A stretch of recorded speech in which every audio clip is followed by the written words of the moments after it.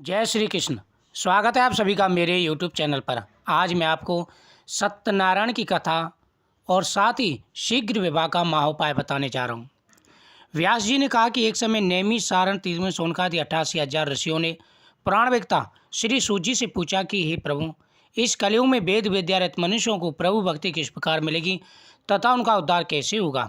हे मुनिश्रेष्ठ, कोई ऐसा तप कहिए जिसके करने से थोड़े ही समय में पुण्य प्राप्त हो, मनवांचित फल मिले। ऐसी कथा सुनने की इच्छा है। सर्वशास्त्र ज्ञाता सुजन का वैष्णव पूज्य, आप सबने प्राणियों के हित की बात पूछी है।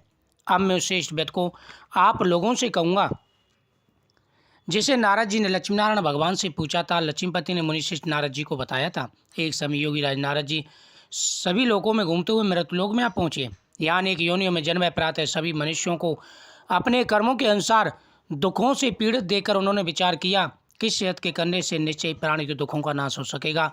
ऐसा मन में विचार कर नारद विष्णु लोक को गए। वहाँ श्वेत बड़ो चार भुजाएं बाल देवो कृष्ण भगवान नारायण को देखकर, जिनके हाथों में शंख चक्र और गदा थे, वरमाला पहने हुए देखकर स्तुति करने लगे कि हे भगवान, आप अत्यंत शक्ति से संपन्न हैं, मन तथा वाणी भी आपका पार नहीं पा सकती।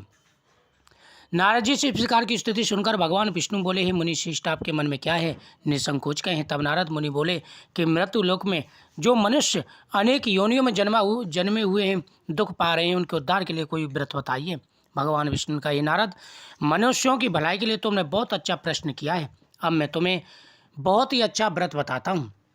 सत्यनारायण का यह व्रत बहुत ही प्रभावशाली है। जो व्यक्ति मनोकामना बोल करके, अपनी इच्छाएं बोल करके यह व्रत प्रारंभ करता है, उसकी मनोकामना पूरी हो जाती है। तो सत्यनारायण यानी पूर्णमासी वाले दिन जिनकी विवाह में अड़चन आ रही है, वह संकल्प पूर्वक सत्यनारायण भगवान का व्रत करना प्रारंभ कर दें।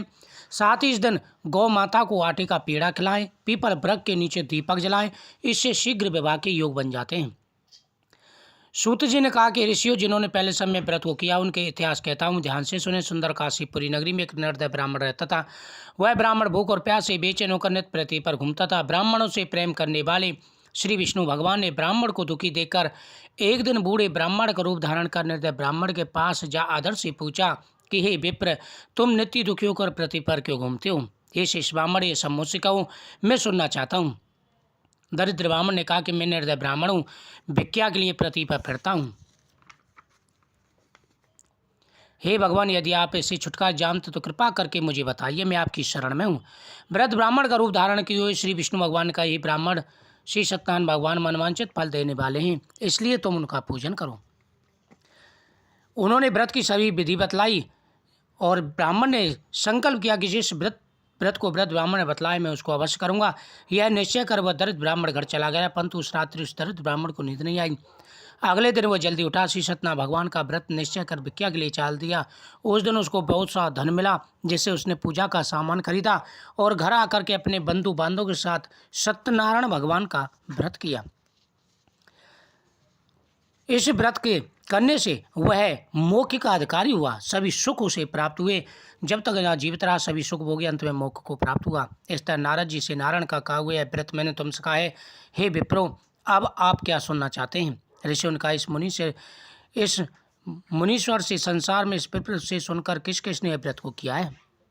सूत जी ने कहा, ऋषियों, जिस प्राणी ने व्रत को किया है उन सब की कथा सुनो। एक समय वह ब्राह्मण धन और ऐश्वर्य के अनुसार अपने बंधु बांधव के साथ अपने घर पर व्रत कर रहा था। उसी समय एक लकड़ी बेचने वाला बूढ़ा व्यक्ति आया।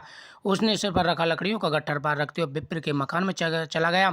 प्यास से दुखी लकड़हारे ने विप्र को व्रत करते हुए देख गया। वह प्यास को भूल गया। उसने ब्राह्मण से कहा कि आप ये क्या कर रहे हैं? ब्राह्मण ने कहा, सभी मनोकामनाओं को पूरा करने वाला सत्यनारायण भगवान का व्रत कर रहा हूँ। ब्राह्मण से सभी विधि सुनकर के लकड़हारे ने मन में संकल्प किया कि मैं भी सत्यनारायण भगवान का व्रत करूंगा। उसने लकड़ियाँ बेच करके और सत्यनारायण भगवान की पूजा का सामान खरीदा। फिर आकर के उसने सत्यनारायण भगवान का व्रत किया। उसके यहाँ पर भी भरपूर धन धान्य हो गया और उसकी सभी मनोकामनाएं पूरी हुई। अंत में वैकुंठ का अधिकारी हुआ। सत्यनारायण भगवान के व्रत को जो शास्त्र विधि के अनुसार श्रद्धापूर्वक करता है, उसकी सभी मनोकामनाएं पूरी होती हैं। जिनकी शादी में अड़चन आ रही है, धन प्राप्ति नहीं हो पा रही है, वह यह कथा जरूर सुने। प्रति पूर्णमासी के दिन सुने, जिससे उनकी हर मनोकामना पूरी होगी। पूर्णमासी का व्रत बहुत ही अच्छा होता है। कथा सुनने के बाद में ही आपको प्रसाद लेने के बाद ही घर जाना चाहिए, खड़ा होना चाहिए। तो इस वीडियो को ज़्यादा से ज़्यादा शेयर करें, चैनल को सब्सक्राइब करें और घंटी के बटन को दबा के ऑल को दबा दें मेरी हर वीडियो का नोटिफिकेशन पाने के लिए। मेरे चैनल पर आपको हर प्रकार की नॉलेज की वीडियो प्राप्त होती रहेंगी। तो आप ये उपाय करें और इस कथा को श्रवण करें, शीघ्र विवाह के योग बन जाएंगे।